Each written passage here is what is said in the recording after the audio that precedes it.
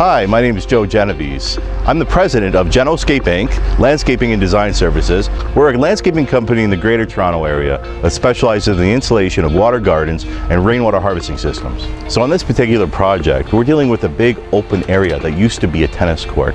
The customer has a cottage located in the Muskoka area, and they just wanted to emulate that setting and have this in their own backyard. This site is amazing. It's got all these beautiful 100-year-old trees. This natural pond is going to fit perfectly into this setting. These people take pride in their backyard. They love to be back here. They don't want to have to drive 3 hours north. They just want to be able to come outside and enjoy it. There's going to be a gazebo that is situated in the middle of the pond. So it's going to be almost like a dock when you would go to a cottage. There's going to be multiple waterfalls coming from different locations. And there's going to be actually a waterfall that's a negative edge type application facing the house, falling into our underground reservoir. So the first stages of this project involve staging the area.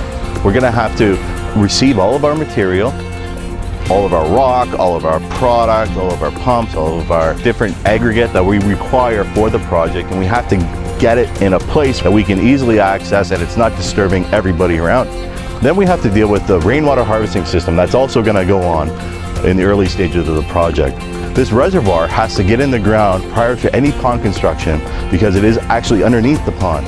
We're going to be capturing the rainwater from the surface of the roof of this residence here. What that means is it's going to make the system sustainable. This reservoir is going to be used by the pond as the primary source of water. So with the evaporation, these customers are not going to have to top up their water with city water. So it makes it an extremely sustainable application, and it's great for a pond of this size in this type of neighborhood. These boxes are aqua blocks. They are meant to take a great deal of force when they're backfilled. So they're great for this application. Plus they're 95% air. So water and air moves through them freely, and they make a great product for these kinds of things, wetland filtration and rainwater harvesting. We can actually drive on top of these things when they're finished, so putting some gravel on it is no problem. Then we start the excavation of the pond, which will take a couple of days, and it is very detailed machine work. We have some large machines on site. When we excavate in different layers. We want to create shelves within the pond. These shelves are actually going to be retained by boulders. Then we put in geotextile fabric. It's a type of fabric that will protect any rocks that might find their way to the bottom of the liner, or any tree roots or anything like that. And then we put in the EPDM liner, which is a 45 mil fish safe liner.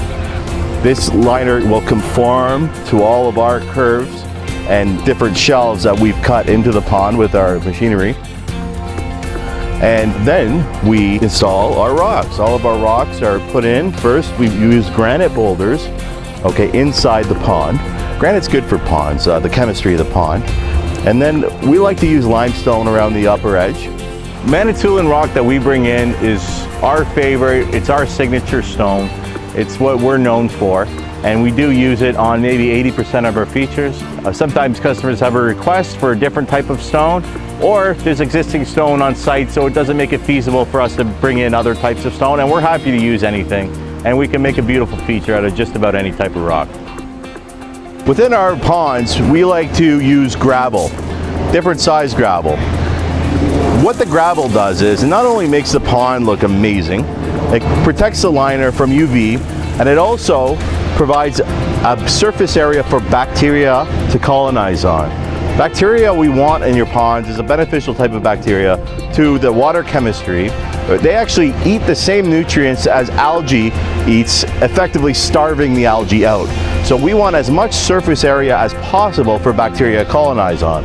You take a rock, you flatten that out, that's a big surface area, and you multiply that by millions, and that's what you have at the bottom of our pond. Okay, now we're starting to put together our wetland filtration, which is our primary source of filtration for our pond. It's composed of several different components.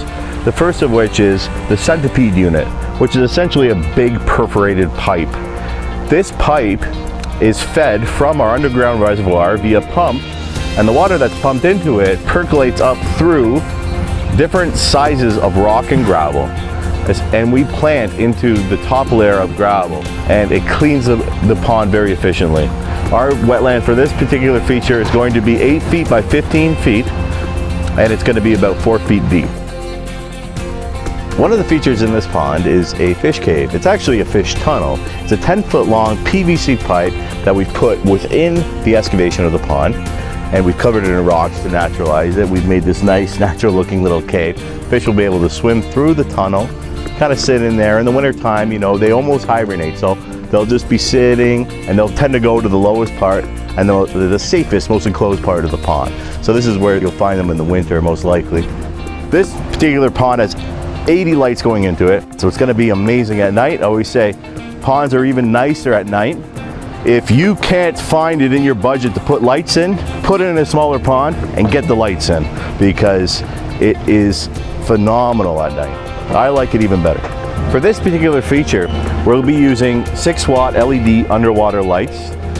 These are great to hide within the rockwork, like so. And then we'll take different sized pebbles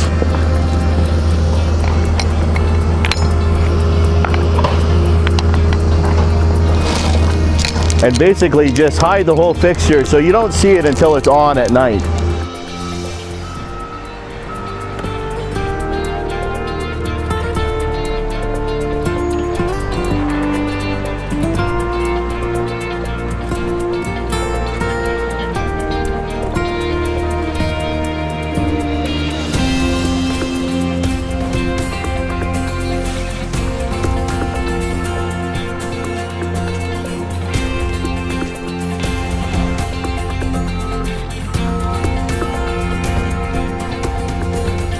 We're getting a lot of our large plants in, the trees and some of the large shrubs. We're getting in our first stage of water plants, which is the lower planted items like the water lilies. These are planted in plant pockets that we create when we dig our shelves for our pond. So you don't see any pots when we're finished. These are planted directly into the gravel. We don't use any soil when we plant our water plants. We want the roots from our water plants to take the nutrients from the water rather than the soil that's around them, typically in a potted plant. We're getting our gazebo footings in. We incorporated the gazebo into the design of this water feature. We wanted to have a floating dock type feel for this gazebo. So we have Doug constructing this 14 by 14 gazebo. It's an octagon shape, and it's actually going to have a square dock that comes off of it like you would find at a cottage, with piers that go down into the water. The fish are going to be able to swim underneath the gazebo. It's going to give a really cool effect.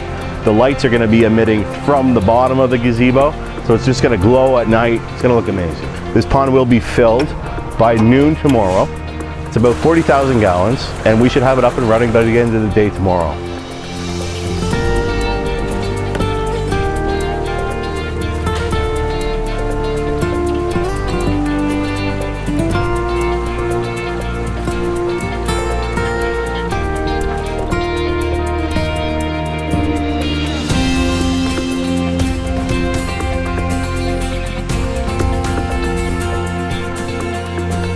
It really was quite efficient. It moved along pretty quickly. There's no question, for a short period it feels disruptive. On the other hand, it was a lot of fun to watch it going in. And actually, it really was a work of art. Every large stone you see was placed there with Joe's own attention, with him giving direction exactly to the excavator, where to put it in, what angle. So it really took a lot of attention to make it look so natural. To some degree, it looks like it was always here. We actually really enjoy, we come out every evening, often come out early in the morning. It feels like an escape, just getting into our own backyard. No, I think, yeah, I would say we're very pleased with it. Thank you very much for taking the time to watch this video. I hope we've been able to teach you something about the way we like to do our water features. We like to work with Mother Nature and not against her. So if you're ever interested in speaking to me about your own ecosystem pond, I'd be happy to do so. We do them at all different sizes, right from 8 feet by 11 feet up to this mini lake, as we like to call it. I'd be happy to talk to you about it. We service the GTA. and and we'll travel for water features. Hope to hear from you soon.